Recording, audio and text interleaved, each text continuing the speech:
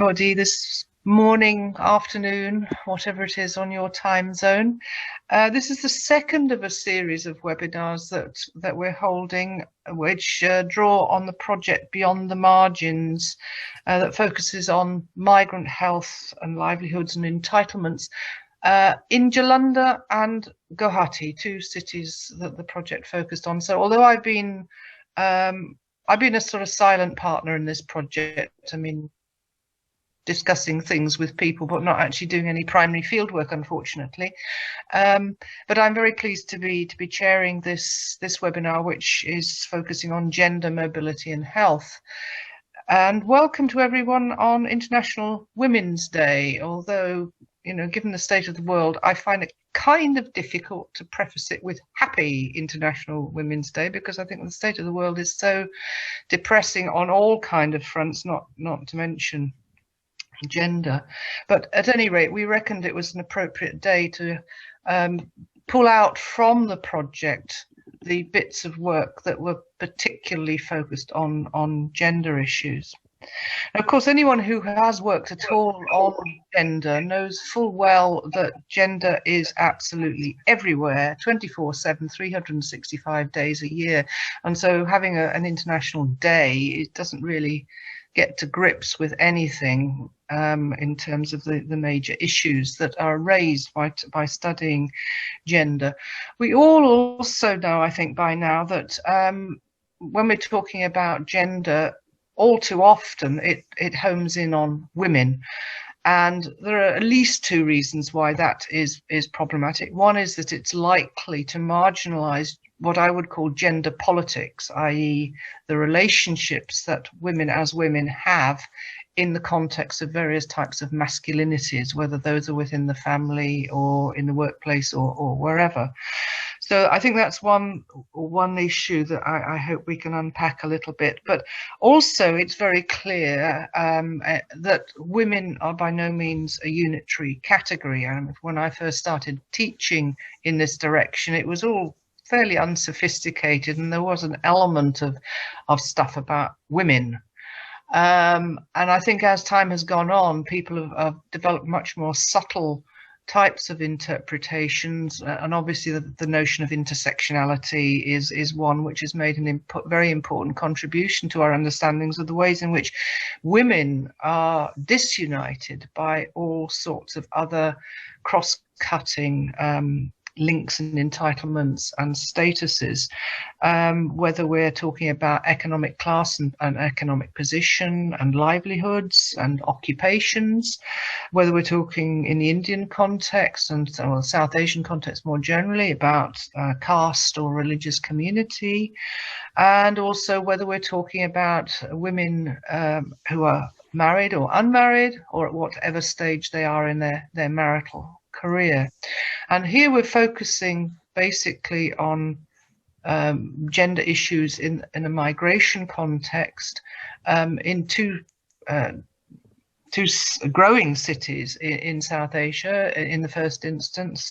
And Anuj Kapilashrami, who's part of this project, is going to be talking about that.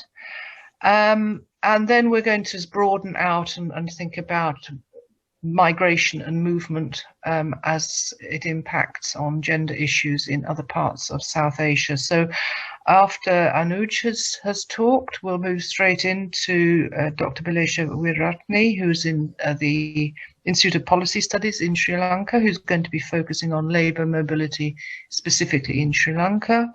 And then Professor Indrani Mazumdar, who has a very long-term connection with the Centre for Women's Development Studies in Delhi, who's going to be talking more broadly about the situation in India.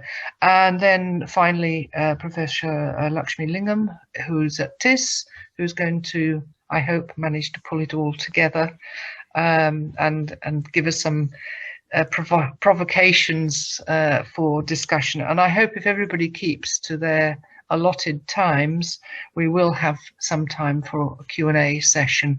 But at any rate, if people want to kind of file and register a question as things are proceeding, there is the chat facility, which I presume everybody knows about. And please just type in any questions either a general question or for specific speakers. Okay, well, welcome to everybody. Welcome particularly, of course, to our speakers who've given up their time for this today. And I think we should just start with Anuj, please. Thank you, Patricia, and happy Women's Day, everyone. I know the situation is very politically fragile and grim, but I still feel we need more reasons to celebrate Women's Day and also mobilize and stand in resistance to the issues we're also touching upon today. I'm trying to share my screen. Is my screen available? Can that be seen? Okay, great. So I'm going to I'm going to do this rather challenging task I've taken on myself, but sharing some insights. The work is still very much in progress, and this is a forthcoming paper, but I'm going to share some of the findings of the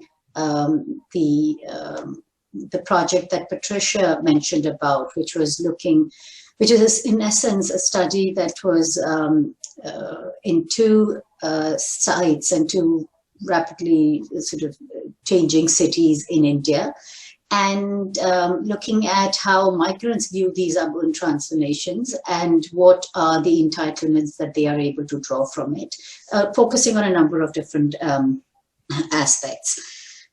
So what I'm going to do in the next 20 minutes is firstly just kick off with where we are at with migration scholarship, just fairly a very quick overview and definitely not one that is exhaustive.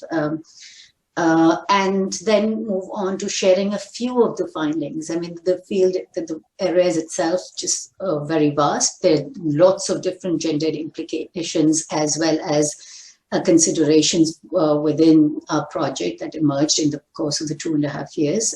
I'm not going to touch all of those, but just highlight some of these findings, which can then give some space for further discussion on these topics after the other presentations. So just to begin with, I mean, I think I just want to draw your attention to how the gender and migration scholarship has evolved from one that was traditionally very male centric and saw migration primarily as a male phenomenon, to then getting more rich and developed and nuanced, whereby gender and feminist scholars over the past 3 decades continue to challenge the assumptions that pertain to the drivers of migration, the understanding of seasonal and linear patterns of movement, and also challenging the wage differentials, the differential systems of protection and social protection that was available to men and women. So that traditionally male phenomenon then was populated by very rich and thick accounts of women in migration. These were very categoric in presenting how traditional explanations do not, for men's migration, do not apply to women, and identifying rich bodies of work that has been done, especially in the field of labor, gender and labor and women labor migrants. And this has been a trend internationally and also a trend that is mirrored in this context of South Asia. These contributions really led to the recognition that women contribute significantly to the survival of migrant households, whether be it as associational migrants or as also primary providers for their families that are left behind by men who migrate to cities for work. This then led to further deepening of our understandings of gender and how that interacts with the experience of migration.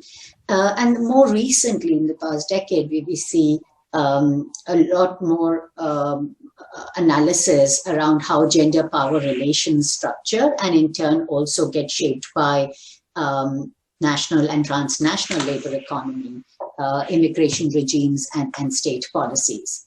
So the two important findings that emerged from this body of work was firstly that the process of migration itself is gendered, that is distinct norms, codes, and practices around gender and sexuality shape who migrates, under what conditions they migrate, and with what implications for their economic, social, and political lives. And second, that the impact of migration on the socio-economic, political, and cultural lives of migrants and their health and well-being is also distinctly gendered.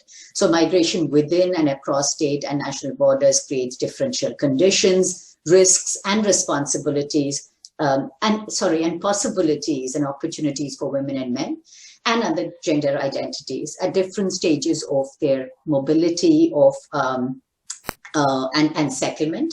And it also shapes differential policy and institutional responses in this context. On this forum, we have several people who have really contributed to our widening understandings of this, both women in migration accounts, but also the gendered experiences. So situating this study within this context, I mean, I just want to introduce what this 2.5-year project was looking at. We were interested in examining, or broadly looking at the lives of low-income migrants in the two very fast-growing Tier 2 cities, and focus on their migration journey, how they migrated, from where they migrated, but also their socio-economic and political lives in the city, and to what extent are they able to draw on entitlements and social protections in these cities. And finally, the experience of health, well-being, and treatment and abuse. Without spending too much time on going into methodology, which was also covered in the last webinar, which was on another aspect of this research, that Anjuman spoke about that. But the starting point for this research was already challenging the assumptions that are made in studying migrants about where they live, what kinds of work they do. So what we started off with in challenging that, we started with in-depth sort of mapping of the two sites, the two cities, and producing these visual maps of both work sites as well as the residential sites of low-income migrants that we were interested in studying. This was really enriched, this whole process was enriched by a number of different key informant interviews with civil society activists, with those working in the planning sector, and as well as organizations and advocates working on social protection related issues.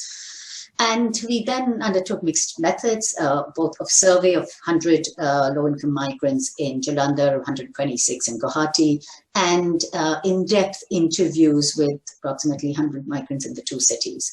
Then we also went further to undertake some photo voice and more participatory projects with smaller groups of migrant laborers, of migrant domestic workers, and one or two groups that were that we were able to access because they were part of a health program. Now, the overall context of migration that we undertook the study in is really highlighted in this slide. One of precarious work and living, which again in the last webinar was expanded quite in detail, of the conditions that low-income migrants are living in, the overcrowded and lacking basic facilities and amenities, sometimes sleeping rough under the flyovers or in these rooming compounds that are presented in these images.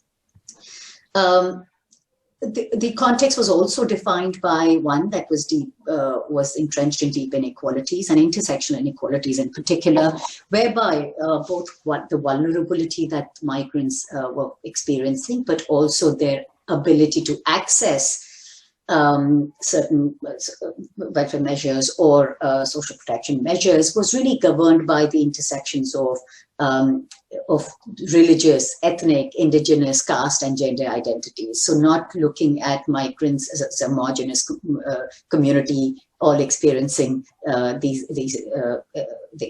having uniform experiences of migration, but how these were differentiated along these lines. And finally, the context was also governed. I mean, what emerged very starkly in the study was this context of invisibility. Very difficult to identify or find any sort of data on on housing related to low-income migrants, or even sort of data on how many migrants are in the city. While there were very clear records of immigrants and those who have migrated outside Jalandhar to other countries, there was just no understanding of internal migration in particular, but also cross-border migrants, low-income migrants who were coming and working in the city. At the same time, this invisibility coexisted with their visibility in urban planning and gentrification efforts. So migrants became quite visible both in these public health programs, for example, around HIV and AIDS, or in the COVID pandemic in particular, but also when we encountered with the planning officials their attempts to gentrify the cities and clean the cities and in those urban planning measures. And that's the only way we could get any information related to these policies. Beyond that overall, beyond that context of migration in particular, there was also this wider context of both sort of neoliberal economic reforms and the structuring of economies, but also tightening of sovereign borders and the making and the unmaking of citizenships. In both contexts, while the study was being undertaken, there were we encountered the national registration of citizenship in Assam, for example, the NRC register, and also the broader context of Citizenship Amendment Act, and within which which actually the situation posed significant challenges, methodological challenges, empirical challenges as well, about how do we capture those complexities of ethnicity, religion, and caste, informing their uptake of entitlements or their or the struggles underpinning that. So that's the broader context in which the study was being undertaken, and I'm going to talk about that, I mean, in the Q&A space. But in terms of, I mean, what I'm not going to do is do an exhaustive analysis of all the gendered implications, but I'm going to just highlight on 2 or 3 issues. First and foremost is the issue, how is about the workspaces. What emerged, which is similar to some of the studies that have been undertaken in this area, was how work sites were distinctly gendered, as well as very prominent differences emerging around the nature and the kind of work that were being engaged in, and the expectations and norms related to it. So, for example, the labor chalks where low-income migrants will congregate, and in both cities, be available for being for any form of daily wage manual labor, were quite distinctly male territory in Jalandhar, while in Guwahati, these were mixed with significant number of women, although the spaces within these labor chalks were quite segregated based on gender. So women occupied a specific corner of the chalk, while men were more visible on the roadsides and available for all different kinds of work. there were also very distinctly gendered codes which were governing the decision on who moves and how. For instance, there were instances where in certain ethnicities and participants from specific villages from Bihar or UP talked about how they do not bring their families to the city. They do not bring wives to the cities. This phenomenon from their gaze was predominantly the migration phenomenon was predominantly male. While they wanted the women to take care of their elderly and the other members in the joint families and back home in the villages. There were also there were very few professions which were distinctly male. However, I mean, of course, Jalandhar, you find less women occupying public spaces and work that was in the public domain. So while the industrialization processes has created just a lot of work in factories among workers who are working in factories, whether in payroll or not, where we also found women, but women that we spoke with who were in families were predominantly in working as doing home-based work, which was contracted out by these factories. And I'm going to talk a little bit about those. So a range of different work and livelihoods emerged in the process. This really gives a little snapshot view of both in Jalandhar and in Guwahati, the kinds of work that were engaged in. There were similarities across the two regions, but there were also distinct, there were differences that emerged based on the fact that Jalandhar was very industrialized, had experienced the industrial revolution, whereas Guwahati had a back history of both sort of plantation work, but also a lot of work that was undertaken by other migrants in the other neighboring states of Guwahati or within Assam itself. So but what was very prominent here, what emerged in the context of gender, was that of course women's income was very critical for migrant household survival strategy. But the nature of work really depended on the household socioeconomic position. Women we did find were concentrated in less organized remunerative work, particularly the home-based work that was more prominent in Jalandhar than in Guwahati, as well as in domestic work, for example. But within the same occupation, we also found that women were earning less, more frequently not on the payroll, and had fewer opportunities to upgrade their skills or progress with time. And this was particularly the case with home-based work, where the factories, I mean, there are very established factories of sports, producing sports goods or other household commodities. And this work was contracted out to women in their homes. There was a certain flexibility and women preferred that home-based work, but that also meant that they were working very long hours. There was not a standard pay, amount that were given for each football they sued, for example, in the homes. What was interesting was also that a lot of the work that women undertook was invisible, and in some cases, in the context of home-based work, was also hidden from their spouses because they feared verbal abuse or violence if that interfered with household duties. So the women that are on these pictures we were speaking to did talk about how they have to hide these balls. I mean, while the money goes into the household kitty, but they had to hide some of their sewing, or if they were having backache or problems with the fingers because of sewing in a posture for too long, then they were not able to talk about that to their husbands and had to really hide these commodities in the households.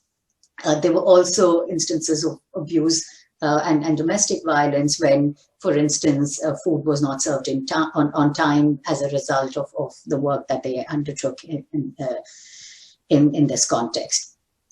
Finally, I think the important point about the workspace that I wanted to highlight was that productive labor in all cases had to be balanced with reproductive and household and community roles in diverse sectors to increase the household income and chances of survival.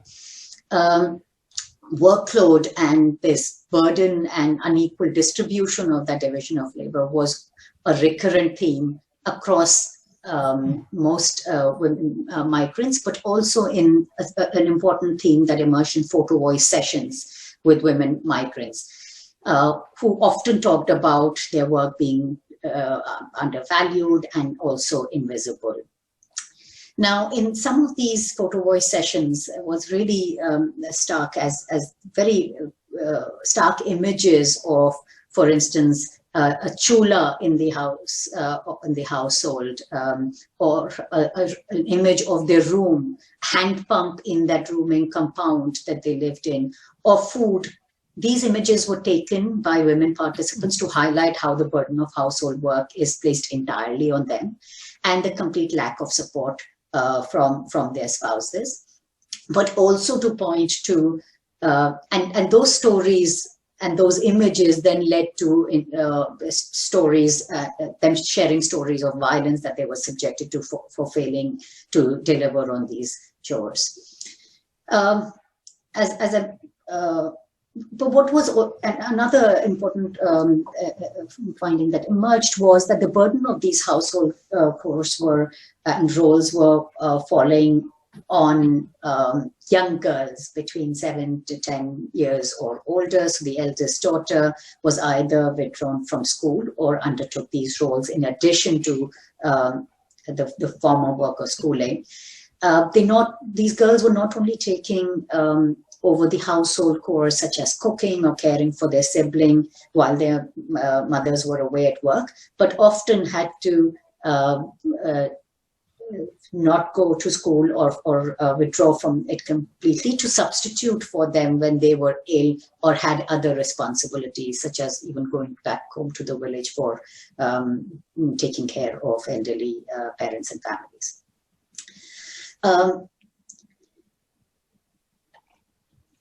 The second point I wanted to raise was about the journey itself, and I think this is where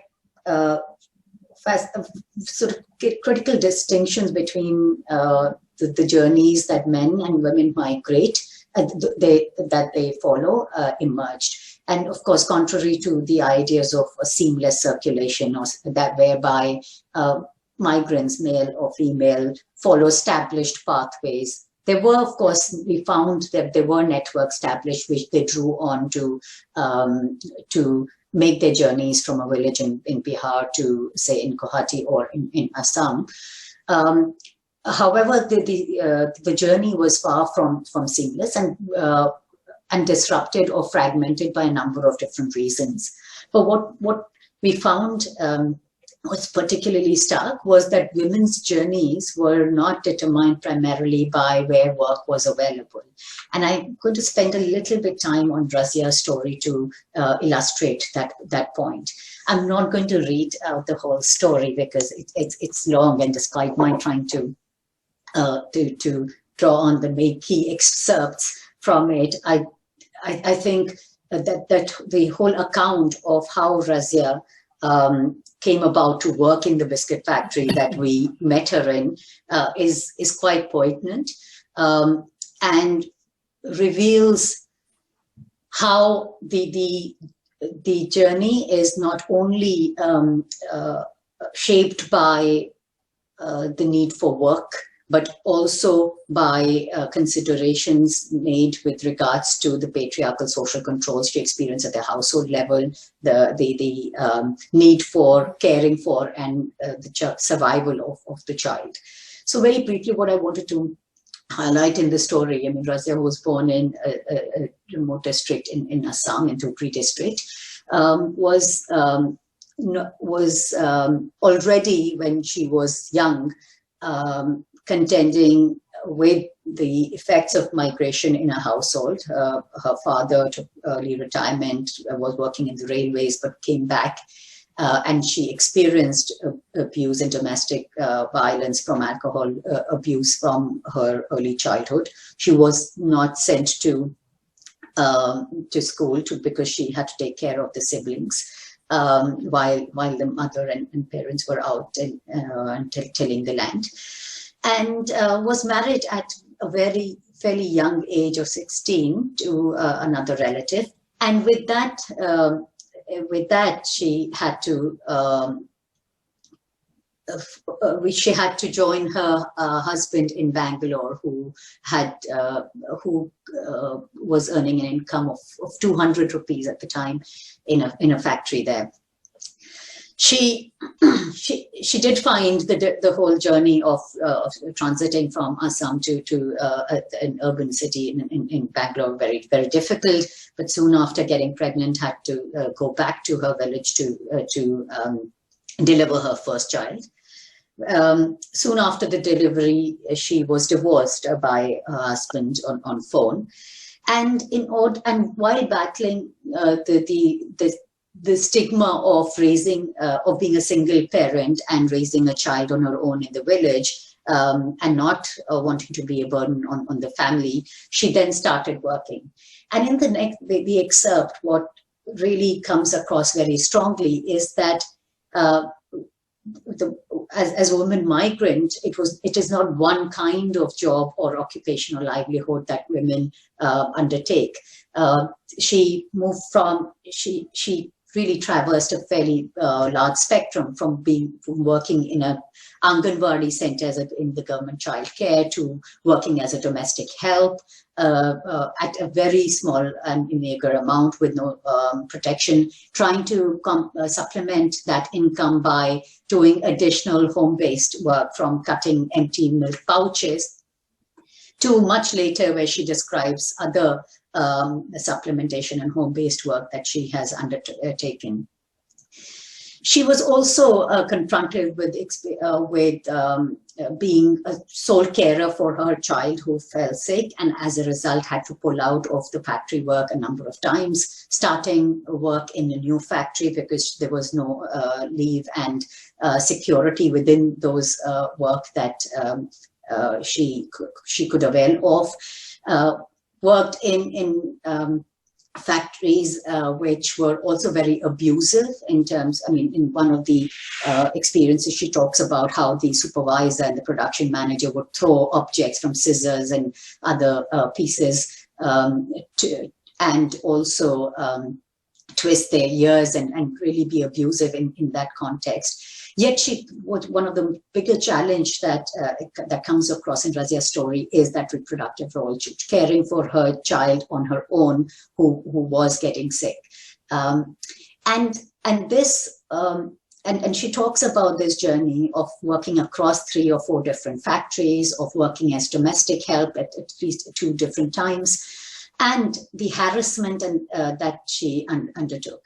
What emerged quite significantly, firstly, is that the journeys that women undergo are far more fragmented. They are also in response to the social controls of families and within the household gender power dynamics that Razia, for instance, confronted with the divorce, and also subjected to sexual violence. So considerations of changing workspaces are resulting from the harassment that she undertook, that she experienced both in domestic work, but also in the factory work. And finally, that women migrants are complementing one source of income with several other sources. So being towards the end, she talks about how she's compensating her daily wage as laborer by working as a vegetable seller, but also as a jewelry seller during Eid festival, and doing odd tailoring, stitching, and embroidery work. So Anuj, I'm just wrapping up now. You're just wrapping up. Okay, yes, fine. yes. So just wanted to highlight how the experience of migration, all women talked about migration being an opportunity for them, especially those in families who are breaking away from joint households in the villages, talked about freedom and opportunities for workforce participation and really being able to contribute to household income, but also have some control over that income. Use public spaces, be able to be mobile in these cities. At the same time, I was balancing and confronting the othering that was experienced by the migrants every day. Women were very vocal in talking about the experiences of their children as the other in the community, but also their husbands' ill treatment and honor. At the same time, simultaneously coping with domestic violence and abuse as a common occurrence, and across multiple sides of their social and economic lives. I just want to end there of the need to locate when we try to look at the processes of migration, to not only see the gendered production of migration as a condition which is affecting men's and women's lives differently, but also as a site of contestation that is both consolidating, but also simultaneously reinforcing and challenging existing power relationships and inequalities embedded in various formal and informal settings. Thank you, and I'll be happy to take on questions.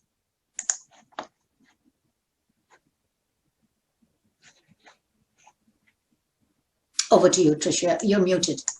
Yes, I unmuted and it didn't unmute, so I hope I'm now unmuted. Yes. Thanks very much, Anuj. There's a question for you which we can come back to later, I hope. Bilesha, are you still online adequately? You've got IT, internet connection. I'm good.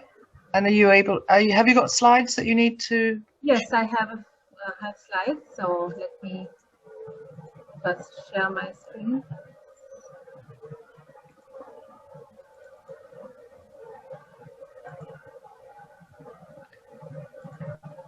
Can you all see my screen properly? Yes, indeed. Yes, thank you. Can you make sure you stay quite close to your screen, because I think the audio is not perhaps strong enough. All right. Thank you. Thank you very much, and good evening from Colombo, Sri Lanka. I know for some of you it might be morning, but good evening from Colombo. And to all the wonderful ladies here in the panel and the audience, like Professor Patricia Jeffery said, it's not kind of right to say Happy Women's Day. So let me say, may you have a productive Women's Day.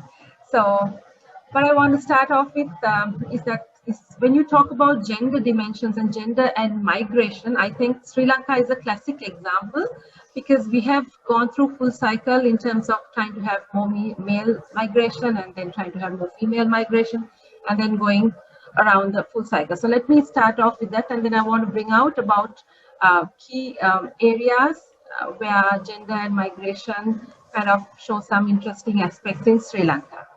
So if you see in the left-hand panel, you will see that over the years, male migration has kept going on and has taken over Sri Lanka's female annual departures in somewhere around 2008 to 11-13. It has stabilized. And then when you look at the right-hand side image, you would see that in terms of percentages, so we have started off in the early 1986 after the open economic policy, where Sri Lanka started formal labor migration. Initially, it was males who were migrating more. So let me show you around here. And then female migration took over, and it was dominating for a long period of time. But eventually, there were some policy changes, and then male migration took over. So while Sri Lanka was trying to change this, consciously change this gender mix in annual departures, Sri Lanka also tried to change the destination composition as well as the skills composition. So as we see from this right-hand side image, Sri Lanka was successful in changing the gender composition in annual departures. But when we look at the destination mix, we see that there has not been such success, because about more than 75% of the annual departures are heading to the Middle East, a few Middle Eastern countries.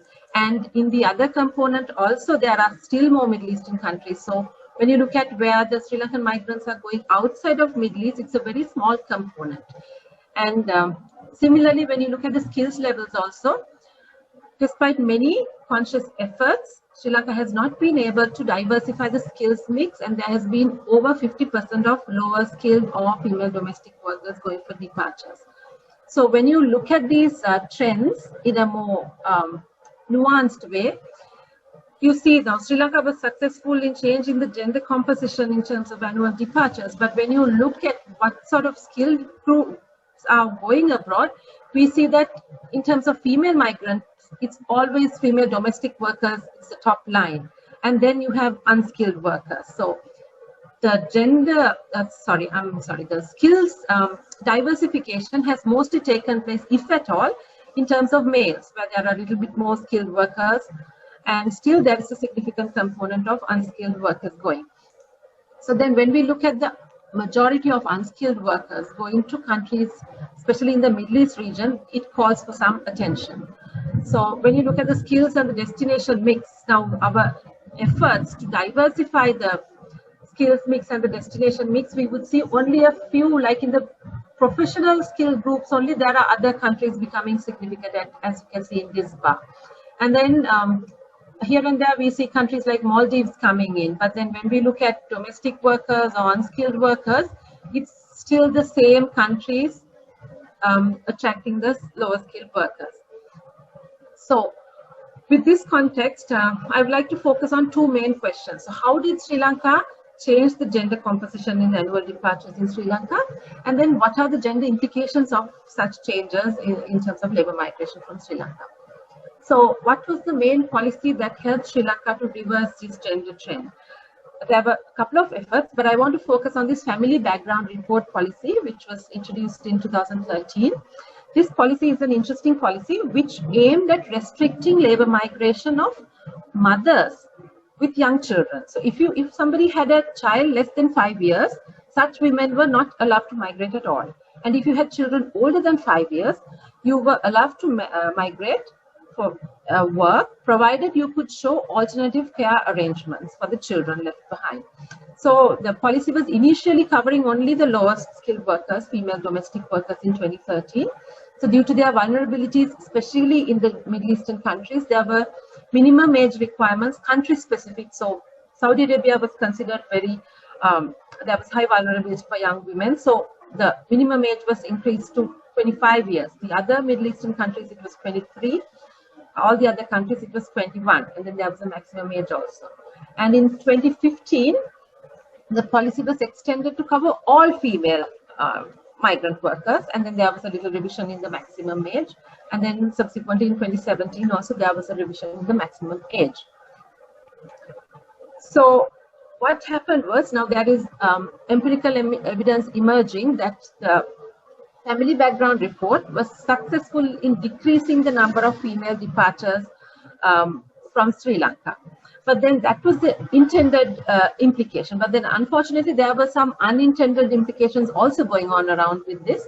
One is that I recently found that there is skills differentiated implications. Now, this policy was supposed to restrict female labor migration. But when we break down by the skills groups, what I saw was that it was women in the lower skills group that were restricted from going, whereas women in higher skill groups, ironically, were able to migrate more because there were some differences in the implementation and monitoring of the policy.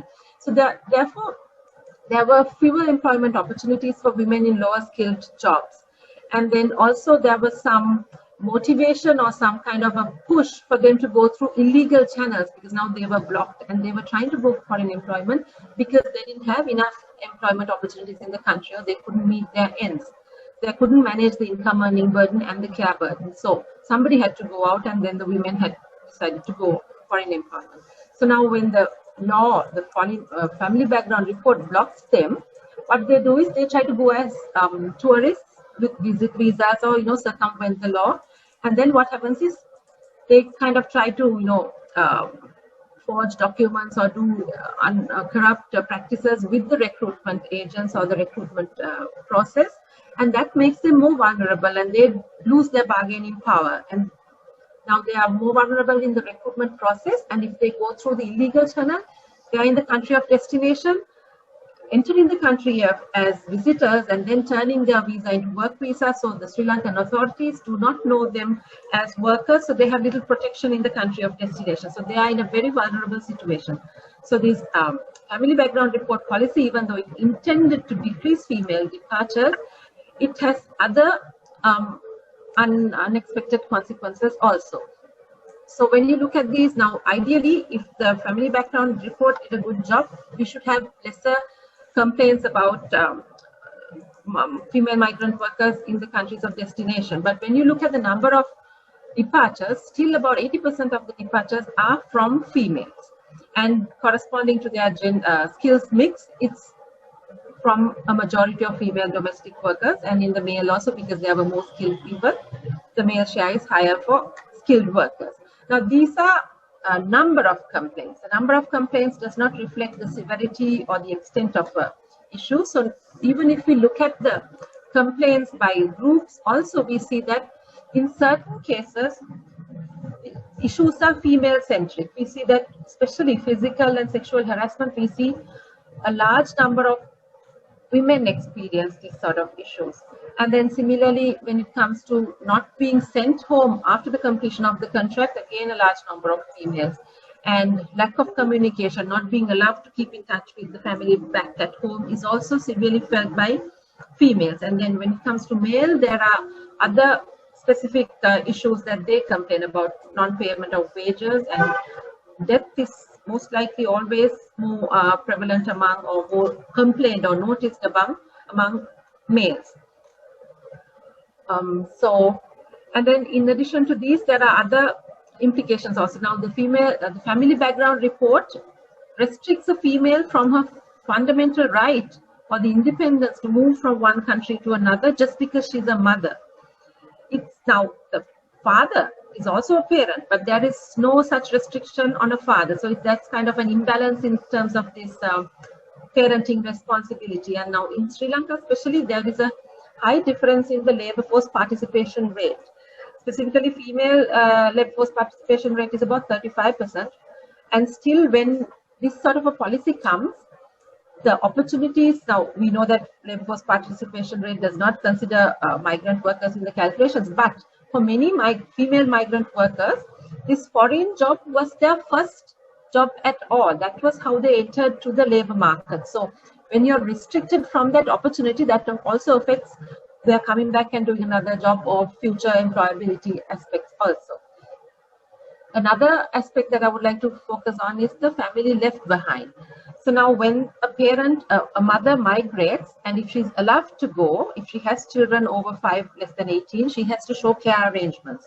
So invariably, this policy favors if the caregiver is a female. Now sometimes we have fathers who are very good in caring for their children and who have done an excellent job. So sometimes this policy does not take into account the capacity of fathers in terms of their parenting role, and then it wants a female, so it's invariably a mother-in-law or an aunt, or sometimes it's a young sister in the family who has to care for a younger brother.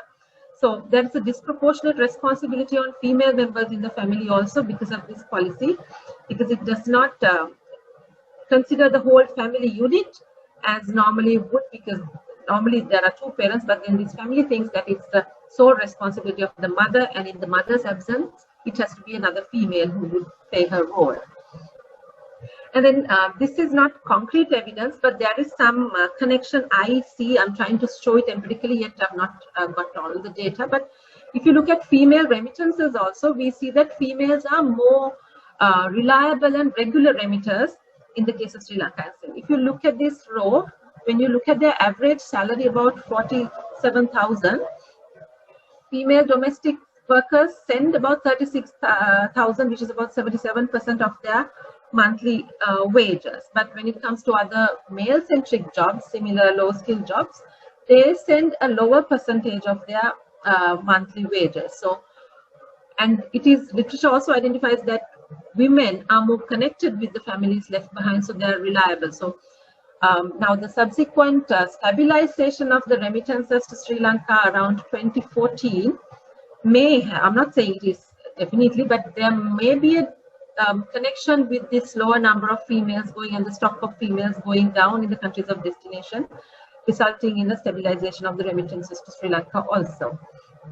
And then finally, what I want to say is that now the family background report started off trying to block young mothers of young children from going for foreign employment.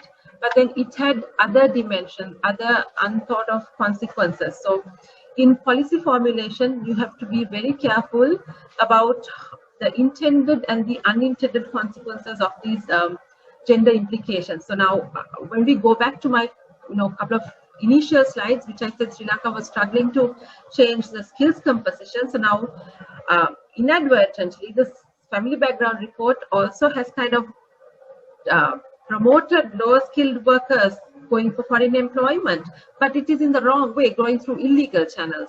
So that is not exactly what, and then also it has promoted higher skilled workers going for foreign employment, but then that is not what was expected, not that the not by cutting down the opportunities or the employment opportunities for lower skilled workers, but it has to be done in a more systematic manner where the surrounding implications are minimized. So it is important in policy making to understand that discouraging female migration alone will not address some of the gender implications. It has to be a holistic approach where the left behind family aspect is also considered, their alternative employment opportunities are considered, and then their vulnerability at the country of destination or the recruitment process is also concerned, and then a full dynamic approach is taken and considered in terms of formulating policies. Thank you. Thank you very much indeed, Bilesha. That was very interesting, and I think because there are overlaps there with what Anuj has been saying, particularly in terms of the importance of seeing domestic responsibilities as well as employment and income earning responsibilities all in the one picture. But we can maybe come back to that in the discussion later on. So thank you very much indeed. That was very interesting. Indrani, it's your turn now, and you can perhaps introduce what you're going to be talking about. Do you have a slide show or not? I may use them towards the end of the presentation, okay, because I actually want to talk about things, some cases in the beginning. First, I'd like to thank MiHSA for having invited me on 8th March particularly to talk on something about which I feel very, very strongly and have been working with for the last 10 to 12 years, really.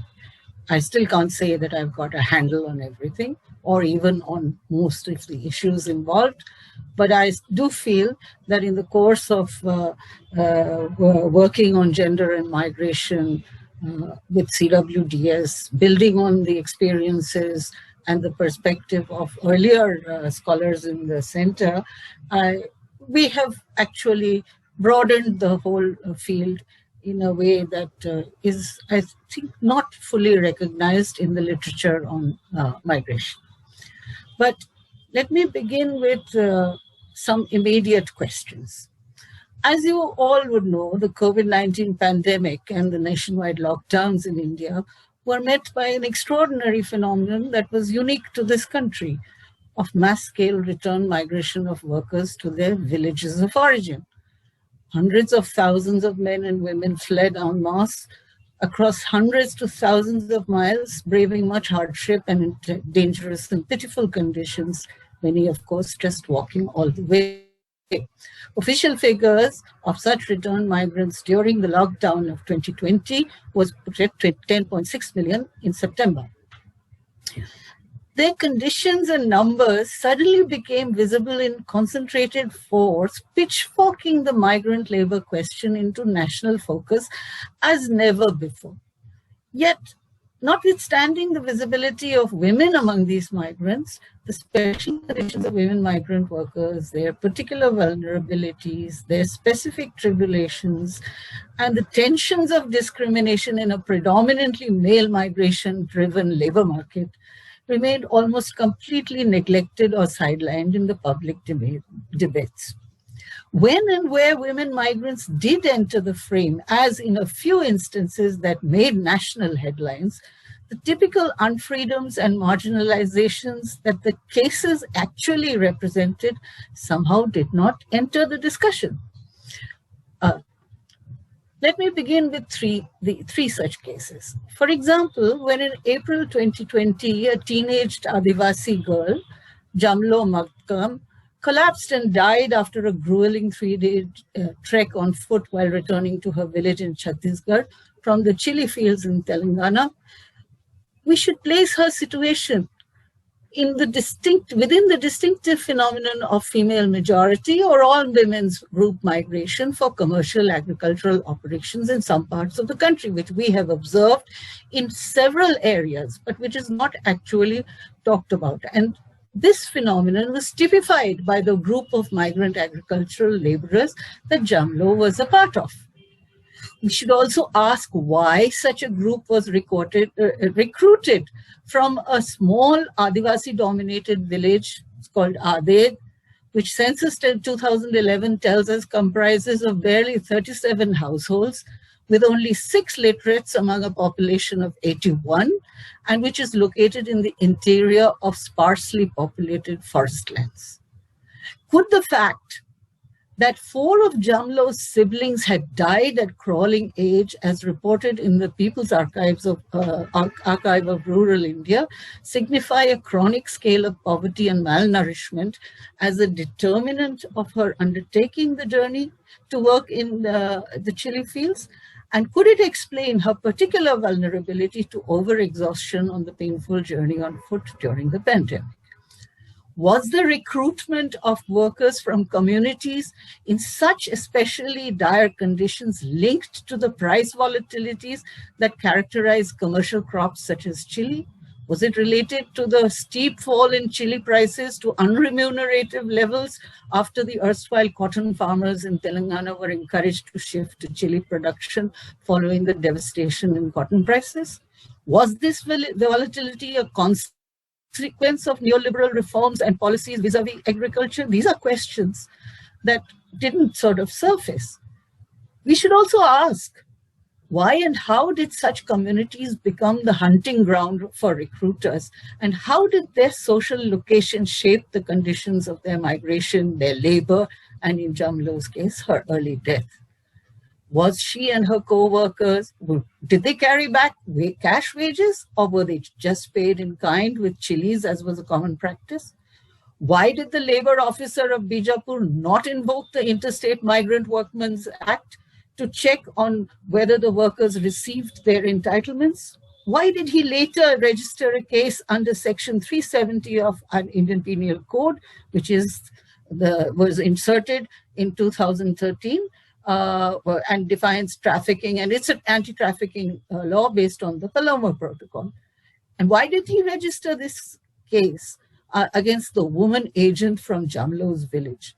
What indeed was the role of this agent, who had reportedly been paid a paltry sum of 10,000 rupees to take a group of some 11 workers, including herself, to Telangana, and was a part of the same group journeying back on foot? Was she a worker or was she a contractor?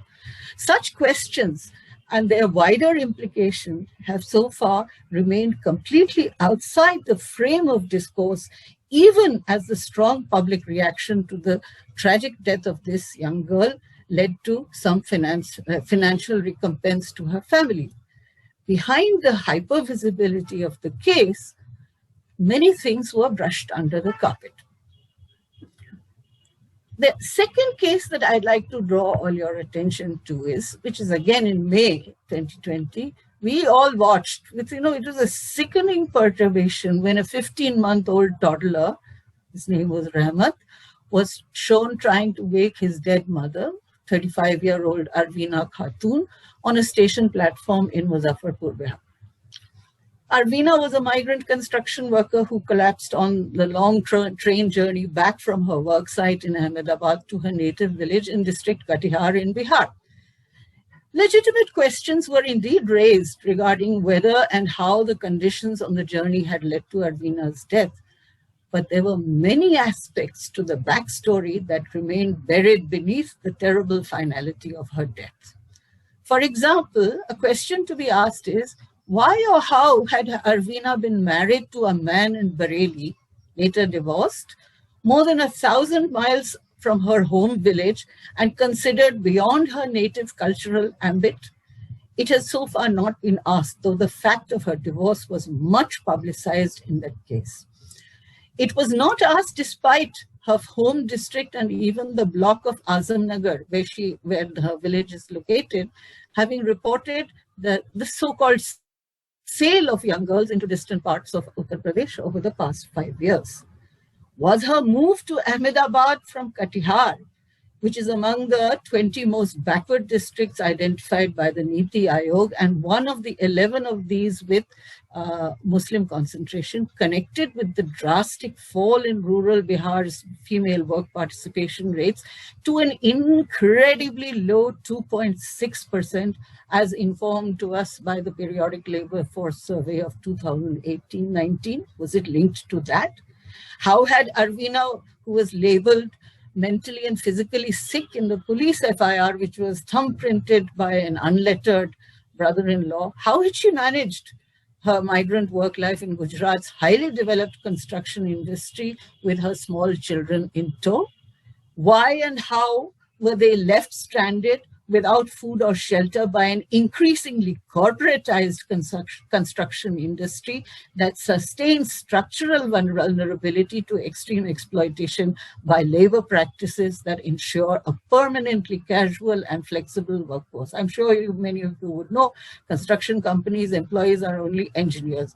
The workers are always just under contractors and casual. Why and how do migrant workers like Arvina get left out of the regulatory and welfare mechanisms, including of the Building and Construction Workers Regulation of Conditions of Work Act? These are questions that remain unsettled by the monies provided by the government and other donors for her children's future after her death. The third case that I want to draw your attention to was a case of mass resignations and exodus of hundreds of young women from a garment factory in Kerala. They ran back to their home states of Jharkhand and Orissa in the same summer. They fled from a giant factory of more than 5,000 workers linked to skill development programs in Jharkhand and Orissa. And these are the modern skill development and placement system, which is supposed to be giving better and decent conditions of work. Now, they were brought from there. Large number of girls were brought to Kerala to work in this factory. The question is, why did the company choose or prefer to recruit girls from places that were more than 2,000 kilometers distant from its location? And what was the community background of the girls so chosen and placed? The desperate situation of some of the girls from Orissa who were unable to find transport to go home during the pandemic had attracted the attention of a film actor, and some of you would have heard that, Sonu Sood, who arranged to airlift them from Kochi to Bhubaneswar, which became a cause celebre. Yet it needs to be asked why the girls themselves felt that they had to resign to be able to go home. While recruited from some distant areas, were they not granted the right to take leave to go home? Did they flee because they felt oppressed as captive labor? What what in fact does the massing and sequestering of young women workers in employer-controlled dormitories that are isolated and separated from their cultural milieu and common society imply for their freedoms, their social future, and their tenure conditions as workers? Is such a practice not designed to ensure that all such workers have only temporary employment or remain permanently deprived of the right to marry, have children while remaining employed?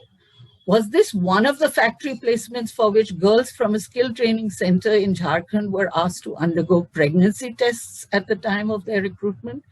Does the factory's link with skill development programs allow it to extract profitable labor from workers in the name of training and apprenticeship, as is the case in, the very famous case of Sumangali workers in neighboring Tamil Nadu? Now, the reason why I wanted to highlight these particular cases is because they mean something. They bring out several aspects and facets of women's labor migration in, not now, please, later, just sign. Yeah, keep it. Sorry, I'm very sorry. This is what happens when one is at home, Anyway, the reason why I wanted to raise these these cases and bring them, because they do symbolize and present before us some of the facets of women's labor migration in India. The patterns also, which are really not have not significantly entered any of the discussions on migration. Now, one of the reasons is, of course, that the data on migration is, of course, in India is highly problematic, because we know, for example, that women outnumber men in the demographic movement data, which is shown as migration data, which is because of the practice of village exogamy. So almost every married woman in the country is counted as a migrant. So the number of women actually outnumber in the data. But when it comes to work-based migration, then of course it's a reverse picture. And there is, of course, a severe undercounting of migration by women for work, whether they move as associational migrants, as Anuj mentioned, or whether they move independently. But there is an undercounting as far as that is concerned. But I would suggest that there's more than that. I would suggest that it's about time that we who are looking at gender also address the male bias in the labor migration pattern. Because yes, it is true. I mean, even the data shows that there is a slight increase in the share of women's labor migration. But the fact is that it's still pretty low. And the fact is that the labor market is being constructed by a predominantly male migration movement. So you have a labor market which is being constructed by a migration pattern which is determined by social conditions in the village. And in those conditions, which are where there's a restriction, a greater degree of restriction on women, you find the pattern of targeting of certain communities in which there are slightly less restrictions on women that play out in the recruitment patterns, etc. But we can discuss that later. But beyond that, it is also a question for us that when you have a predominantly male migration pattern, which is inbuilt into your development system, what does it promote? It promotes a low-wage accumulation regime, because the reproduction of the worker's family is not paid out of the wage that they receive, and rests and relies to a large extent on the support from the village economy, including, of course, the gender roles that women play. And so when women enter the this labor market that is constructed like this, their situation is, they are able to find employment in those jobs where there's a distinct preference for women, and where you, as we all know, gender ideologies and discriminatory ideologies determine that particular preference. So that is what I just wanted to flag as we go along, that the male bias, we who are interested in the gender question, we need to address this aspect also and its implications, not only in, yes, of course, in sociological terms, but also in terms of what it means for a larger macro development and construction of society and economy in the country. So that's one point I just wanted to flag at this thing. Patricia, just tell me what is the time I've got, because, you know, I might just go on. I guess another 5 minutes, Indrani. So then that means that there are several things that I had wanted to say, which I won't be able to say. But let me at least point out here that while I had pointed to these individual cases as reflective of distinctive patterns and facets, which we have, at least through our research, have become familiar with. So which is why we ask these questions. It needs to be still located in the larger context of gender and migration in a country of subcontinental proportions, where the vast majority of the population still lives in the village or town of its birth.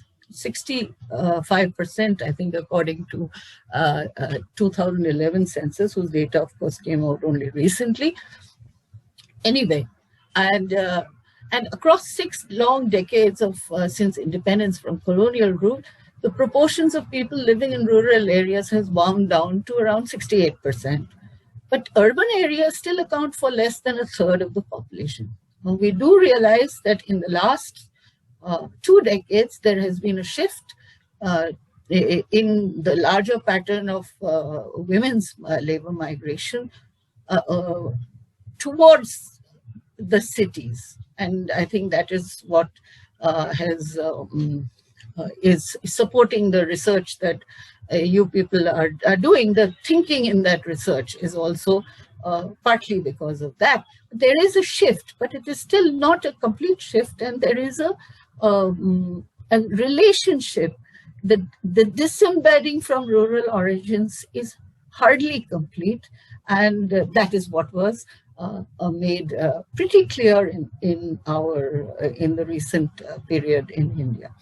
Now, the point is that it's a multilingual, multi-ethnic country of immense regional diversity, in which patriarchal controls over women have been forged through a variety of customary practices, including one that insists women migrate out of their village for marriage, but remain within their caste, tribe, or community. Now, this is one thing, as is the case of, it's the case across, exogamy may not be universal, but village exogamy may not be universal, but it's pretty predominant, and the caste and other community issue is universal.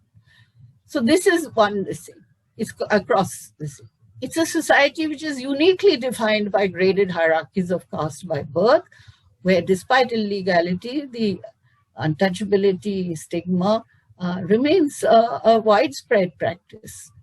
The veil and the parda over women's faces is practiced across religious divides, but has never been universal across all regions and is being abandoned in cultural restrictions on women working outside their home or on performing some specific tasks such as plowing set the tone for restrictive gender segregation in tasks, work, and employment, but still 47% of agricultural laborers and 32% of the class of cultivators are women, together constituting 39% of the people working in agriculture. This is, of course, slightly dated. When we come to the latest data, it is a much worse situation. But certain occupations, such as paid domestic work, have become rapidly feminized within a broader pattern of male-dominated industrial and service workforce that has left women with they're just 21% of the non-agricultural workforce. And and after all this period, we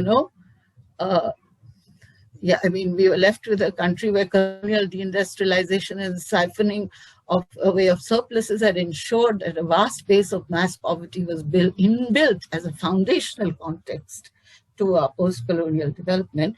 But after so many years of independence, through two principal stages of state-led, self-reliance oriented capitalist development, followed by 2.5 decades of liberalization, globalization, and market-led capitalist growth, the agrarian question and mass poverty have yet to be resolved. My point is that these are all questions that are embedded and determinants of the patterns of migration that we witness today. But I want to come back to one last point, 2 or 3 points actually.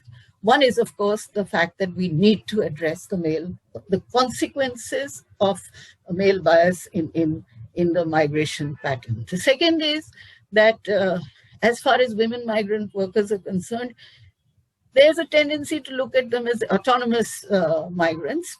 But as everybody knows, even labor migration may be embedded in family migration.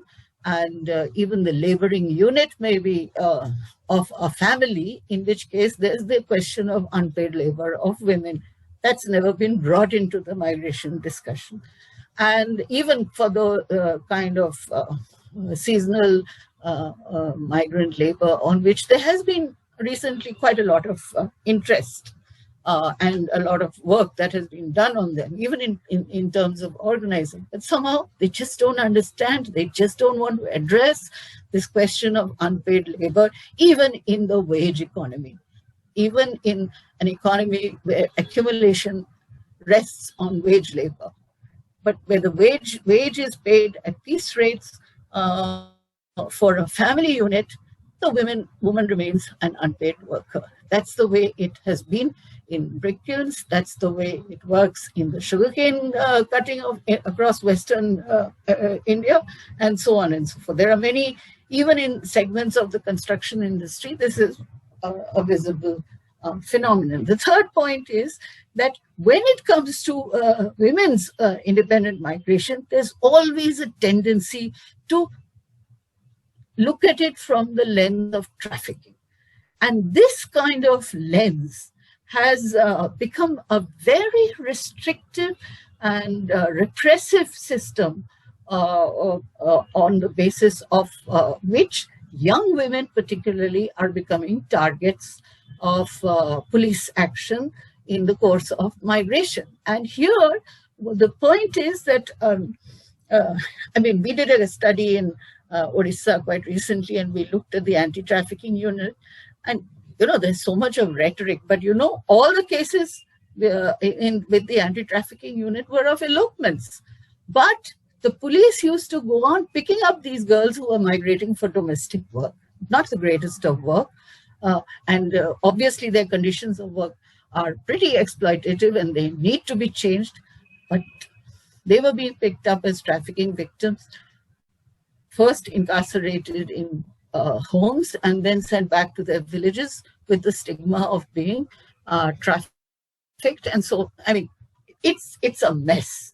So this conflation has become such a powerful tool in terms of dealing with any kind of independent migration by young women in particular. But on the other hand, you have had established over the last 20 years a model of skill development and placement where young girls are being targeted from certain communities, as was evident in that case that I cited of that factory in Kerala.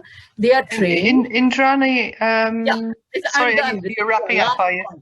This is the last point. And they're being trained.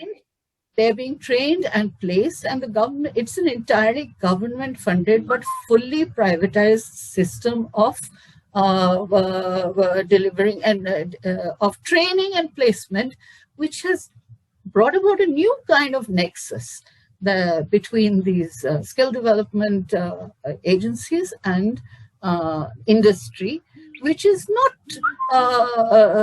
been thought about. It's just looked at as if it's good employment for the future, but as the Kerala factory incident showed, there are obviously new tensions which we need to address. Okay, I'll end on that. Huh? Okay, thank you very much indeed. Sorry to harass you towards the end, but we do have to be mindful of the time. So we're now going to have Lakshmi Lingam, who's going to act as our discussant for these presentations, I hope. Now, if she's not on my screen. I'm here. There you are. Good. Yeah. Okay, so I hope you've been able to collect your wits as things have been going along, and that you've got some things to provoke us. Yeah. I don't know how long you want, how much you want to say, but it'd be nice to leave a little bit of time for some questions and answers. We've got some in the chat. There might be other people who want to stick their hands up and ask more. I should be very crisp.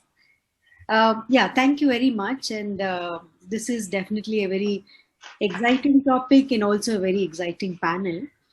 And as I kept hearing and then, making notes and reflecting on all my earlier work and readings, I kept feeling a lot of deja vu on many points, but also a whole lot of new dimensions that are opening up, and it's very important for us to also interrogate and explore them. The Global Migration Report of 2017 by UN actually points out that globally there is an increase in women's migration. But strangely, the South Asian region actually has registered something like an 8% decline in women migrating out. And a lot of this literature also tells us that there are gendered labor demands at the point of destination, and also a very gendered pattern as to who migrates for what when they migrate from a point of origin to a point of destination, particularly for international migration. And in the international, within the nation, very often, as Indrani pointed out, this is seen as part of marriage migration, associational migration, or particularly when work contracts are given to a couple, then you would see the couple migrating to work, particularly in sugarcane factories and brick kilns and all. They do work as a couple and they're paid as a team. And then you see a pattern, therefore, where women are not left behind but are actually taken along.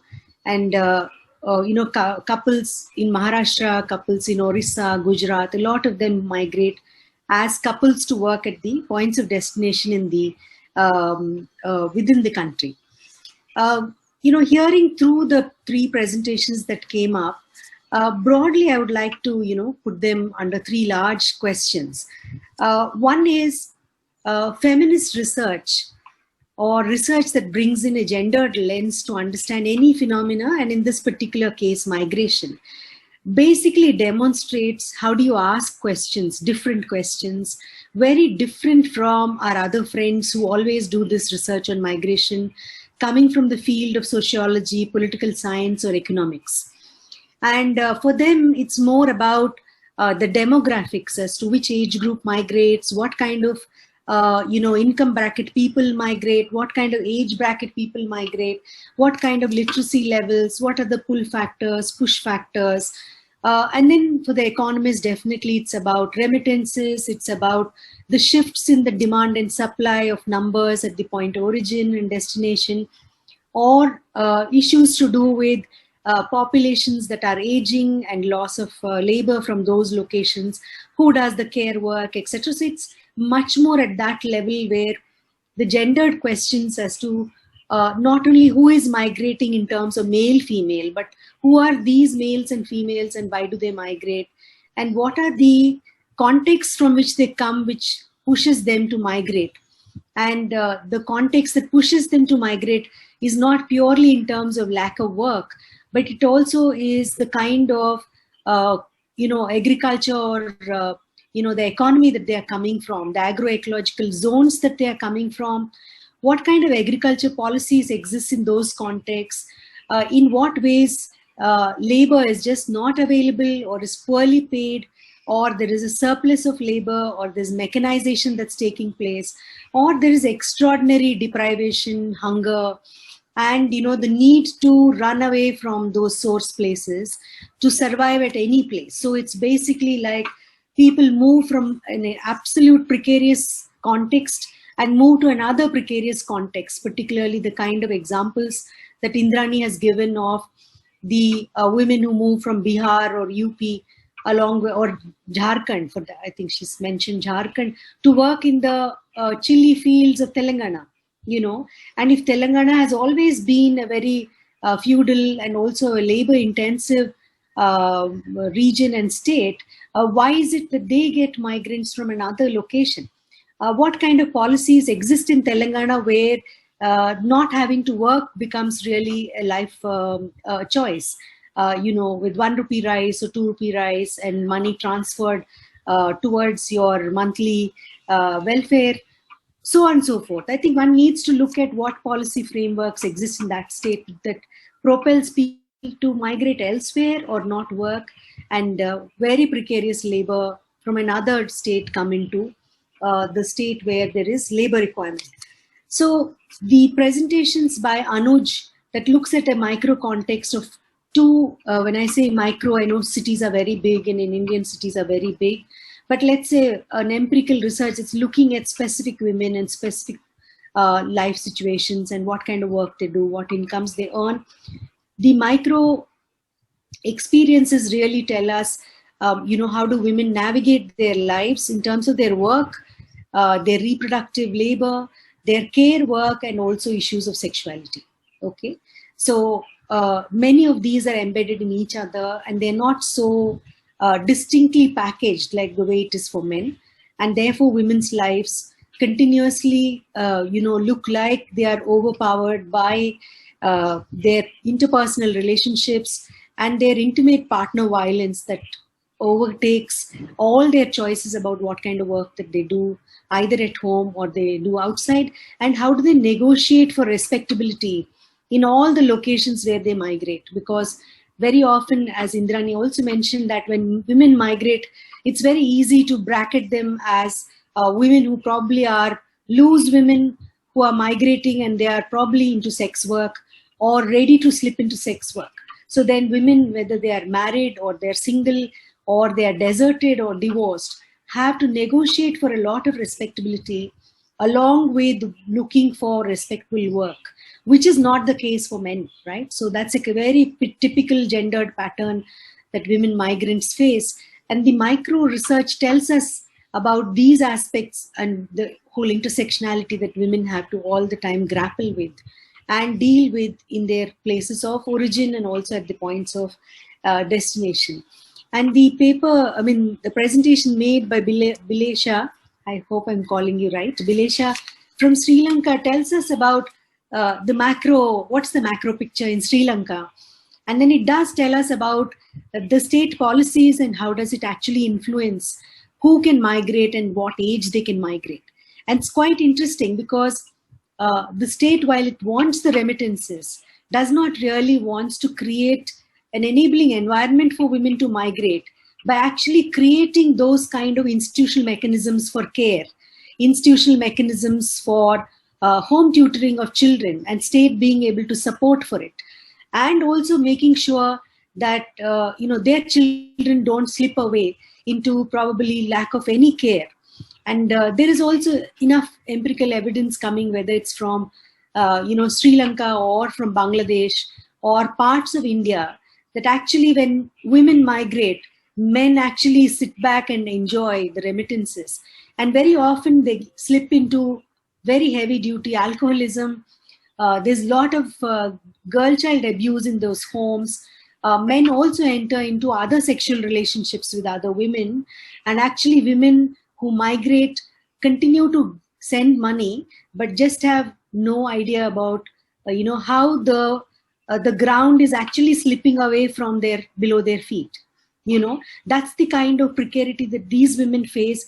They have an experience of freedom, an experience of being in another country, but they have completely no clue about, or let's say their own social reproduction and their procreative care and labor back home is completely evacuated, from them and their lives. So it's interesting to look at how, because the state looks at quote unquote social problems, the only way it looks at how to curb it is by actually curbing women from migrating. So it reinstates women to be domesticated and care for the children, while it propels men to work and earn money, right?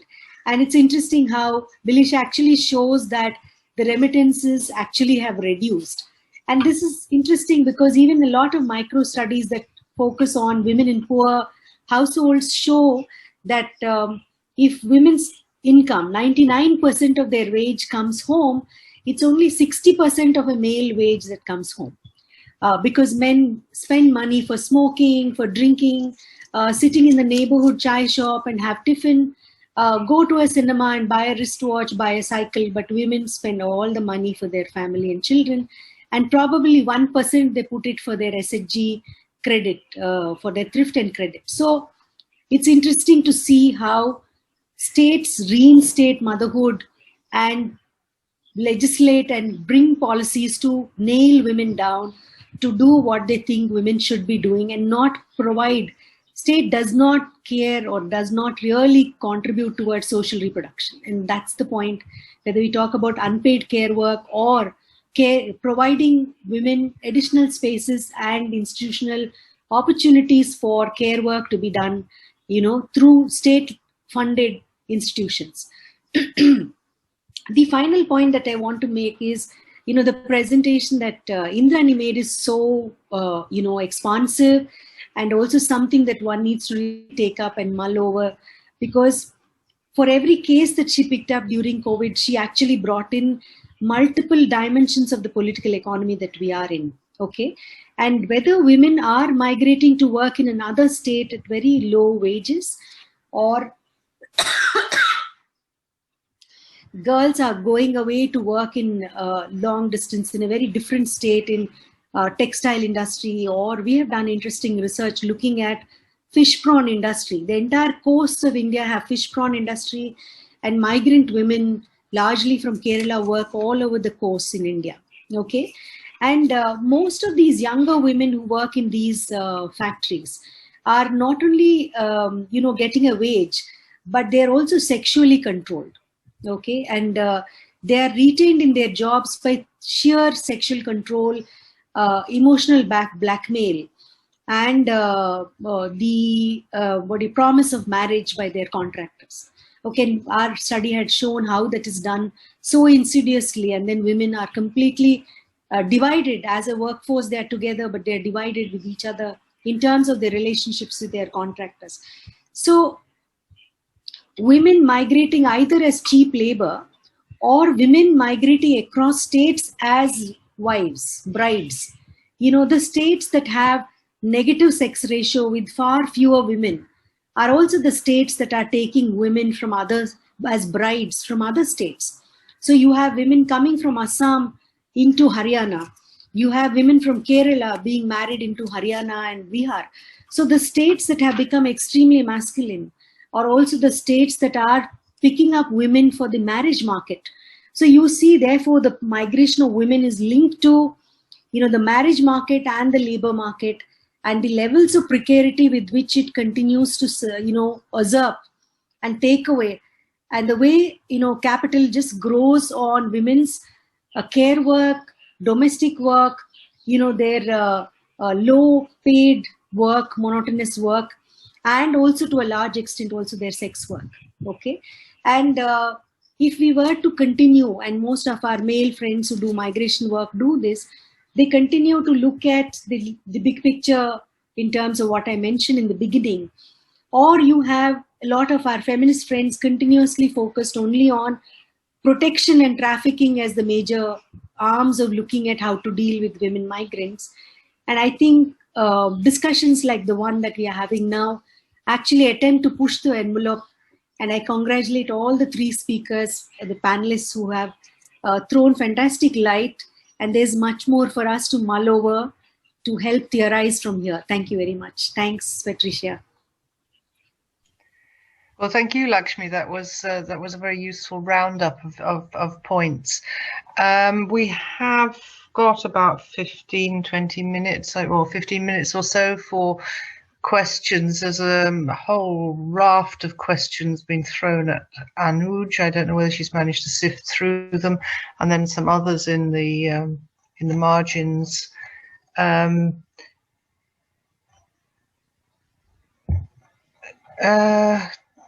Who would like to start? There are several questions from Siddharth. Siddharth has asked several.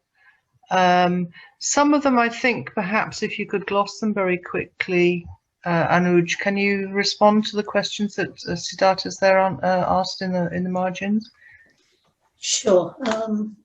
I mean, I don't think I'll be able to answer all of them in this space, but and I also got distracted listening to the excellent presentations.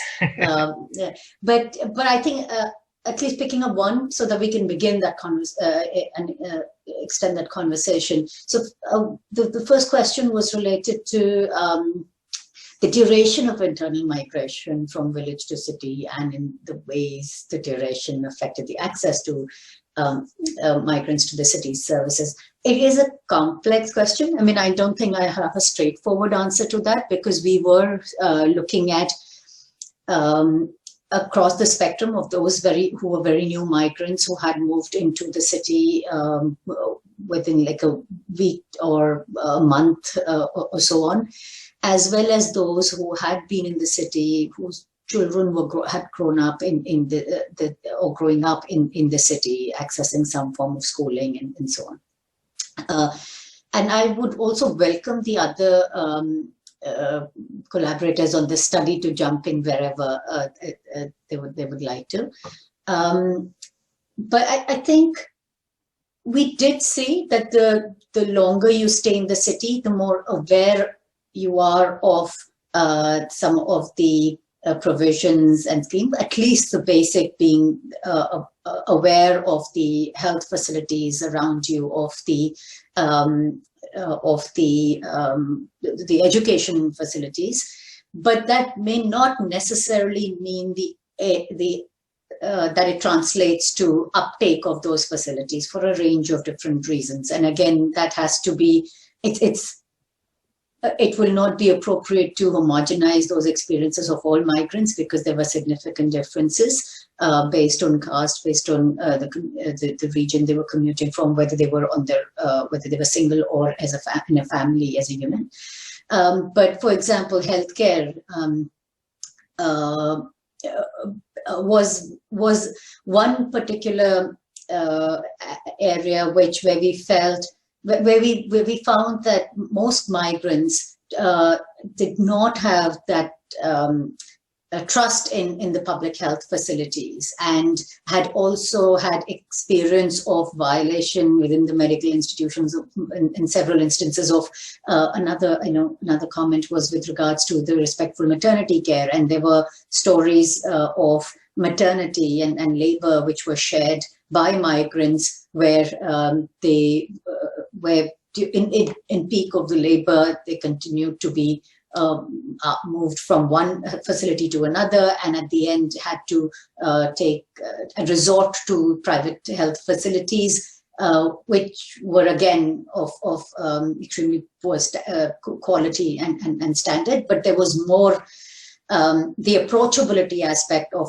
private health facilities came up quite significantly, and their reliance and the costs that they incur in accessing these facilities also emerged quite strongly. At the same time, what was also interesting is at least the migrants that we were speaking to, which were as a family unit, were also availing of facilities, especially for maternity care and during birthing, for relying on women's families back home in the villages, or going back to the villages to access maternity care. So that was another prominent issue that came up. I mean, I'm just wondering, Jeevan, Tricia, Radhika, do you want to come in there on that point? Yes, Radhika, you're muted. Yeah, just two quick points, Anuj. Thank you for presenting aspects of this research so systematically and so richly. I think in terms of gender and health, it's very interesting to me that actually when we think about in the larger migration literature, which Indrani also referenced, internal migration within India, that we think of circular migration as sort of related to work cycles and work related availabilities. But it seems to me that health is one very key reason why there is circular migration. So just as you just pointed out, that women go back in a sense to seek, to be cared for during pregnancy and birth and so on. So do male migrants if, for example, they've had accidents and so on. And we noticed that in the research, this was actually a very key reason why migrants leave work and go back and then come back again. And in Jalandhar in particular, the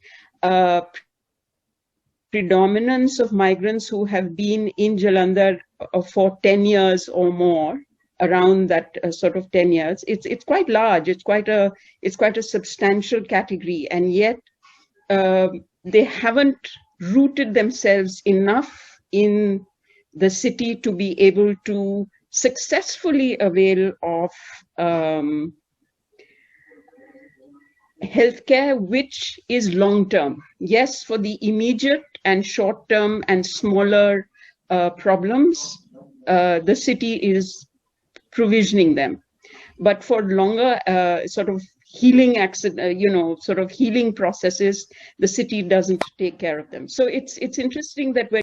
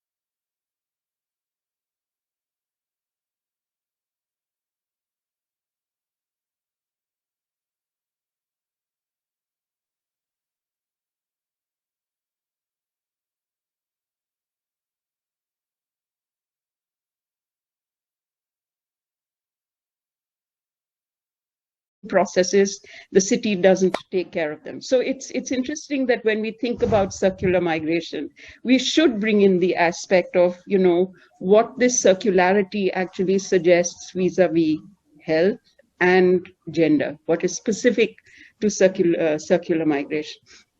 The second question really, in listening to the three papers, and I was really interested in the work on the international migration as well, but just for a moment relating the internal migration, it seemed to me that the issue you flagged, Anuj, of the gendered nature of labor chalks in places like Jalandhar, as opposed to, let us say, Guwahati, which has these labor areas which are public, but also, you know, demarcated in some respects by gender. I think it's, I think in some ways, the whole category and concept of the labor chalk as a site of recruitment both limits our understanding of what recruitment and the gendering nature of recruitment. And I think this was brought out by Indrani's paper very sharply, very starkly, in the way that the Telangana chili workers from a particular village, it's almost like that's a labor chalk, except that we never thought about it in those terms.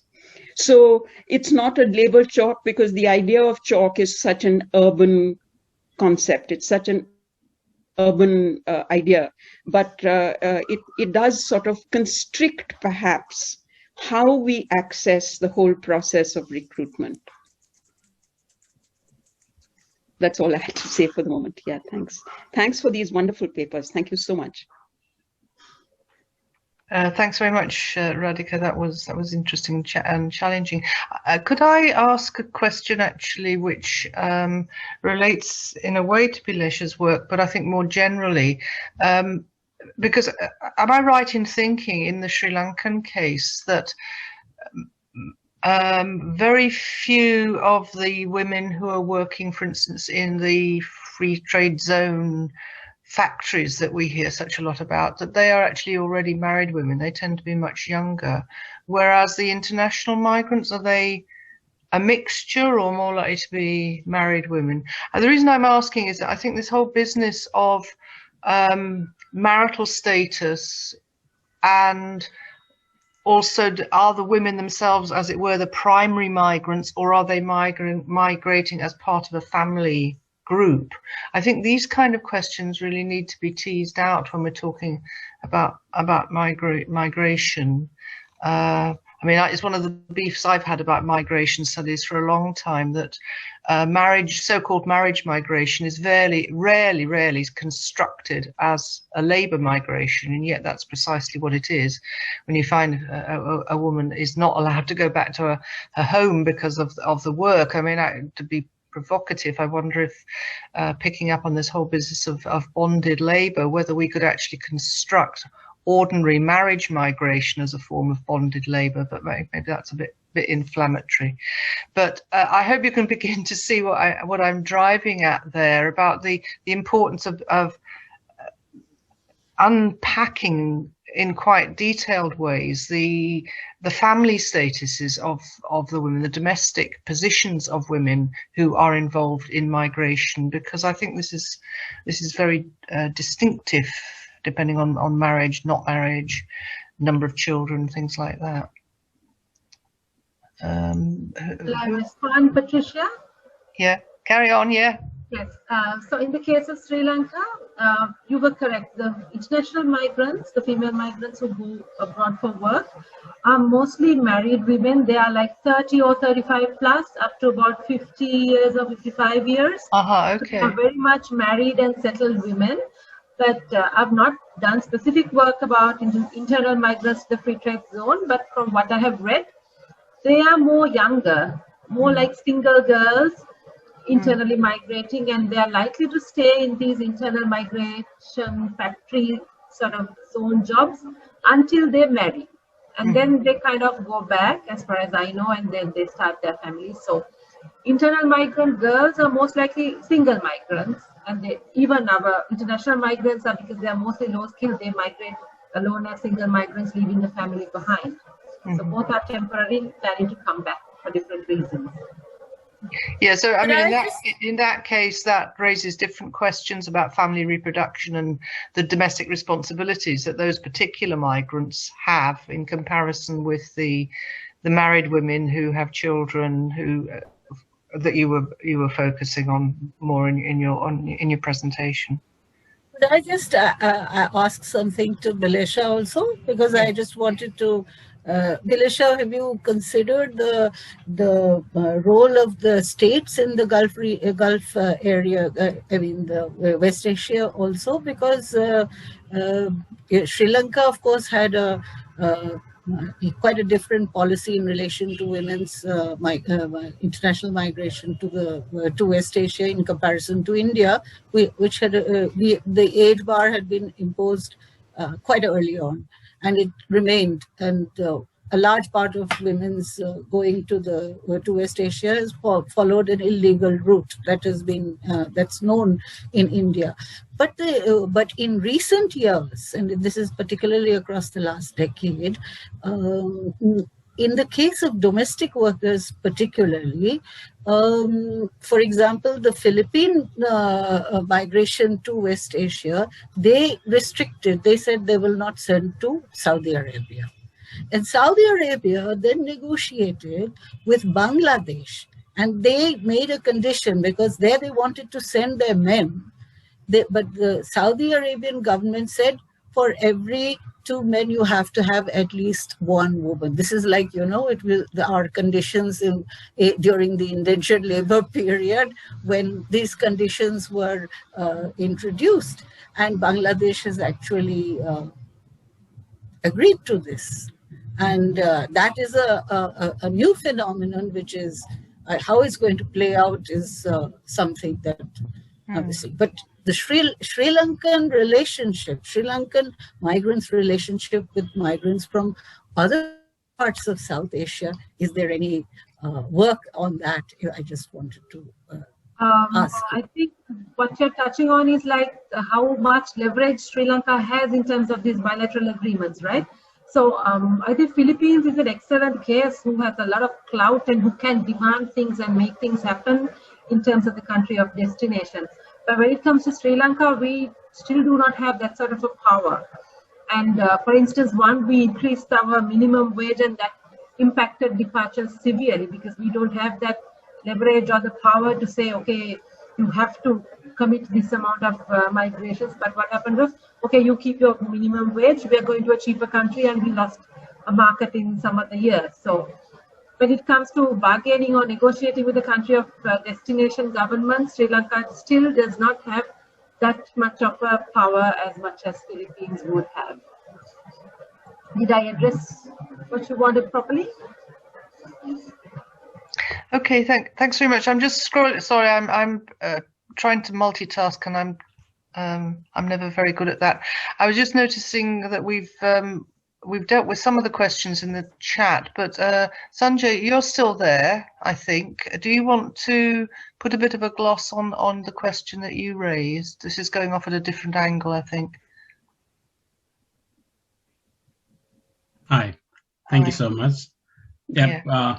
I was trying to see some linkages or relationships between when family migrate, then whether the socio-demographic characteristics of whether husband or wives has some kind of influence in migration decision, and also that also creates some kind of implications at the destination. Because while reading at different literature, I was feeling that in most of the cases, husband's socio-demographic characteristics has much to do with the decision making. So in these cases, is there any such findings that the women or the wife's characteristics also play a role in shaping the migration?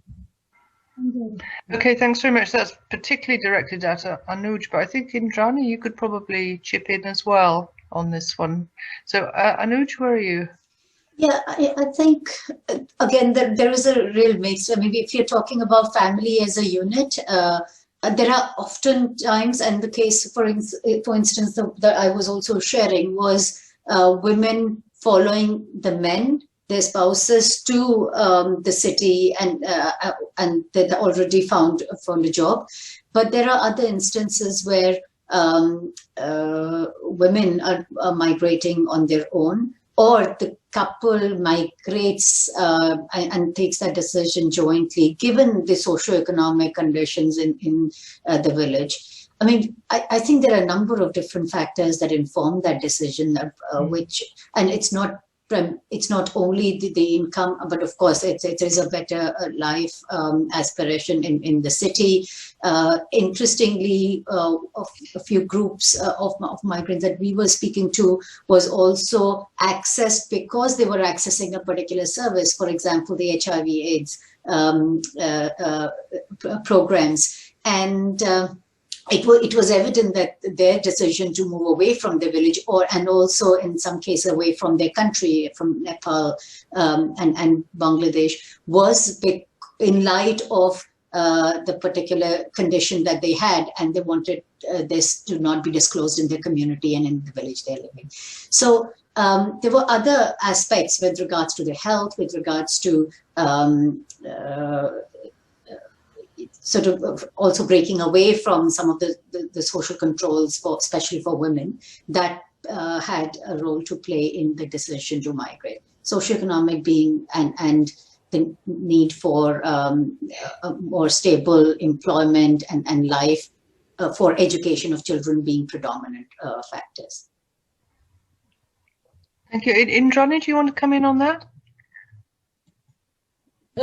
I just wanted to say that, you know, there's an extreme variability of responses of individuals. And if you look at both destinations, as well as, if you look at the destination side, my sense is, and this is based on our research, we did a fairly large survey of across 22 states, and there we asked this question as to how they arrived at this decision to see, and a large proportion of the women who were migrant, who were working at destination, a large proportion of them said that they had decided on their own. Now, this was a slight, complex, it was a simplistic answer to what is actually a complex process. But the point is,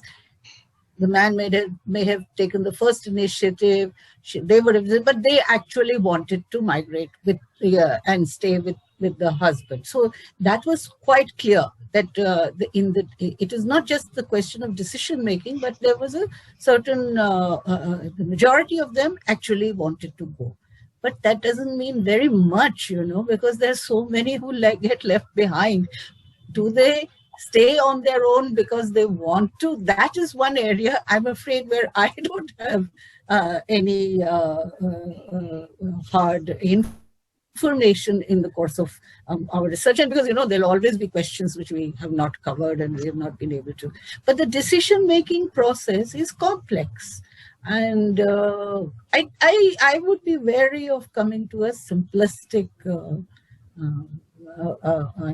answer on this particular thing, because there's both variability and there is a process as far as decision making is concerned, where there will be a certain amount of jisko kehte adan pradan, you know what I mean, which will come into play. There may also be force on certain occasions. But largely speaking, our studies show that there is a willingness to migrate, because several kinds of aspirations, and also they may not want their situation without their husband in the village home as a junior partner. Usually there will be an elder brother or somebody who's sort of managing things. What is the role of their children? What is their status in that household? There are several questions which come into play. And I think that those things have to be investigated much more than we have done so far. That's all. Thank you very much indeed, Indrani. I am mindful of the time, and I fear we really do have to wrap up. But as usual, some of the best discussions are ones which have more loose ends than tied up ends. I think some of the general points that we've raised do suggest that if we're trying to look seriously at gender issues in migration, we cannot avoid looking at both ends of the migration chain. We absolutely have to look at domestic structures and the different roles of men and women in household reproduction, and the complicated, very complicated question of decision making, which really is not amenable to a questionnaire which says who decided this.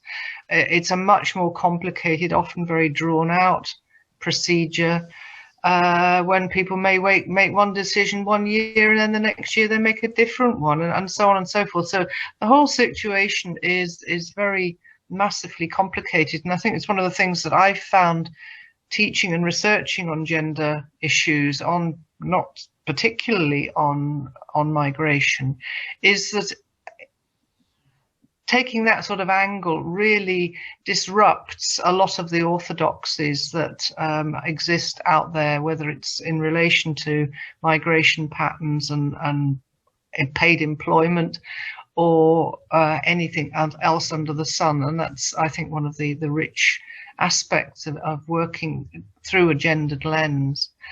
I hope I'm not cutting anybody off who really was burning to speak. There's lots of questions in the chat that I know that Anuj and the rest of us on this project will want to reflect on. And I just wanted to say many thanks to Bilesha and Indrani and Lakshmi for coming in to help us talk about the findings from our research. And I'll draw it to a close at that point. I'm not quite sure if it's possible for people to stay on and have further discussion if they want to, but I suspect everybody's running out of steam and might want to go off and do something else. So thank you very much to all of you who attended. A lot of you without faces attached to your images, so I can't actually smile directly at you, but thank you very much for coming along. Okay, goodbye everybody. Thank you, Tricia. Thanks for that excellent sharing as well. And I'm really happy. This is how I'm spending the International Women's Day. Yes. Thank you. I'm sorry to be so negative. I think it's sort of lockdown gloom, refusing to be saying I'm happy on International Women's Day, but I think there's an awful lot of opportunities for further positive things to happen. Absolutely. Yeah. Thank you. Thanks all. Okay. Bye everybody. Thank you. Bye.